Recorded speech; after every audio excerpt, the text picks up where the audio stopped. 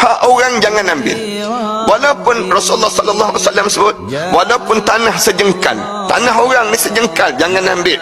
Jangan kita buat memasukkan pagar kita dalam tanah orang, jangan. Rasulullah sallallahu alaihi wasallam pesan benda demikian. Siapa-siapa yang ambil tanah orang sejengkal, dalam hadis Rasulullah sebut, di akhirat nanti dia bangkit-bangkit dengan 7 petala bumi yang terlekat di tengkuk dia. Dia berjalan tu terheret-heret dengan yang disebut dengan barang orang ataupun tanah yang melekat pada tubuh badan dia. Jangan ambil barang orang. Islam ajar tiap-tiap di kalangan kita ni Allah dah tulis dah, rezeki kamu, rezeki kamu, rezeki dia, rezeki dia. Kamu jangan kacau nikmat orang tersebut, dan jangan kamu rasa tamak terhadap nikmat yang diberi oleh Allah kepada seorang itu sendiri. Kerana tiap-tiap orang ni ada rezeki yang tersendiri dalam hidup. Kita ada rezeki kita, manakala yang disebut dengan dia pun ada rezeki dia.